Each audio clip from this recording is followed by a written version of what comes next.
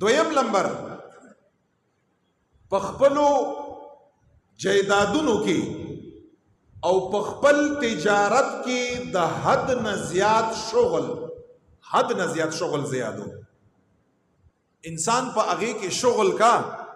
خو یو انسان د خپل جیداد او کاروبار دا انسان مقصد وګرځي مقصد حالانکه جیداد او کاروبار دا د دنیا د حاجاتو په کار باندې راول مقصد یې مګرځوا مقصد د زموږ او تاسو آخرت ته فإن الدنيا خلقت لكم وأنتم خلقتم للآخرة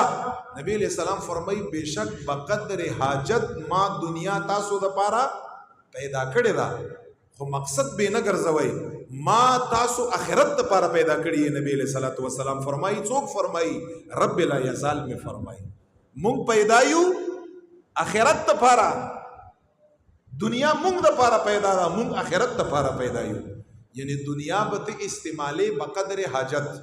چې کوم یو انسان په خپل جیدادونو کې په کاروبار کې په تجارت کې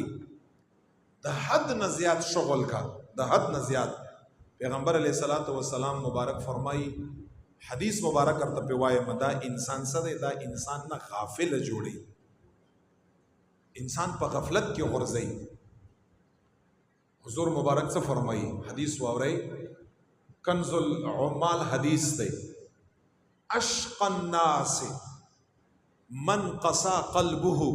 واشتغل بدنياه وغفل عن آخرته نبی علیہ الصلوۃ والسلام مبارک سے فرمائی اشقى الناس بدبخت د خلکو بدبخت انسان مونږ تاسو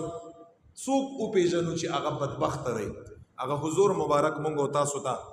را پیژندل لري اشقى الناس نبی علیہ السلام فرمای بدبخت انسان هغه دی من قسا قلبه کوم یو درې نخې درې د بدبخت انسان اول نمبر چې کوم یو انسان په زړه باندې سخت دی داغه په زړه کې نرمی نی نرم مخلوق تا بچو تا انسانانو تا ځکه نبی علیہ السلام بل حدیث کې فرمایي چې کوم یو انسان د نرمۍ نه محروم شو هغه د هر خیر نه محروم شو او په قرآن کې په 4 سپاره کې سورۃ آل عمران کې رسول الله مبارک تعالی سے فرمائی فبما رحمت من الله لنت لهم ولو كنت فظا غليظ القلب لانفضوا من حولك یا رسول الله مبارک اغه نرمی چې رب در کې پیدا کړي دا ډیر نرمی ده در کې کداغه نرمی خو در کې نه وای کنه او طبیعت ته سخت وای لانفضوا من حولك یا رسول الله مبارک دا صحابه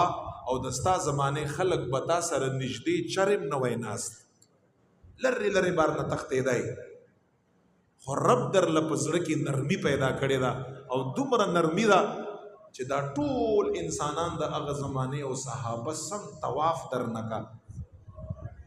چار چاپیره در نتاویږي او هر سړی چې زور سره کینم څوک چې نرمۍ نه محروم شو خیر نه محروم شو ځکه حضور مبارک فرمای اشقى الناس بدبخت انسان من قسا قلبه چا چې زړه سختي بعض انسانان وی با مونږ وایو چې پزړه باندې سم ببر وي یعنی پزړه باندې ویخته شوی سم نرمی سره پکې وینا مهرباني عفو درگذر دا پکې سره وینا دویم نمبر چې کومه خبره ما درته وکړه چې علما فرمایي چې په خپل تجارت کې په دنیا کې په جیداد کې د حد نه زیات شغل حد نه زیات چې مقصد یې وګرځي حضور مبارک دا الفاظ دی دویم نمبر څوک دی واشتغل بدنیاه حضور مبارک فرمایي چې انسان په دنیا کې مشغول شي او دومره مشغول شي وغفل عن آخرته چې آخرت نه غافل شي او آخرت بالکل هیر کا حضور مبارک فرمایي زما په امت کې دغه انسان نه بدبخت انسان نشته ګورئ دا منبر دلته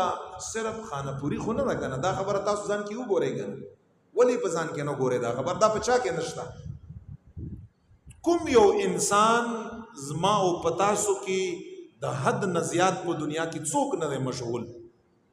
اوس در سره حساب او کتاب د هغې کومه چې زما او ستا د دنیا ټایمینګ څومره دی، څومره ټایم نه څومره پورې ټایم ورکوو. زه ته خو شروع شه شپه او ورځ کې روټۍ ټیم تر وباسه، د خوب ټیم تر وباسه، د کاروبار ټیم تر وباسه، چې تا سره الٰه العالمین د عبادت لپاره څومره ټیم پاتې کېږي. ځای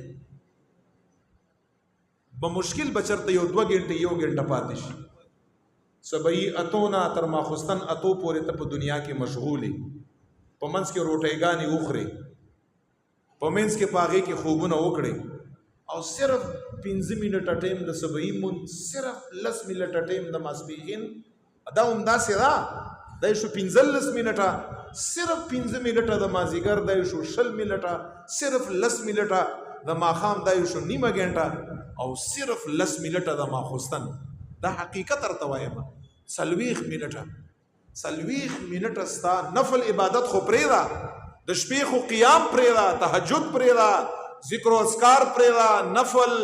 ورسره تلاوت، درود پاک، خیرات صدقه، هغه خو پرېږده. په 24 غنټې کې 40 منټه ستا الٰه العالمین له ورکړي دي. 40، او دا حقیقت دی.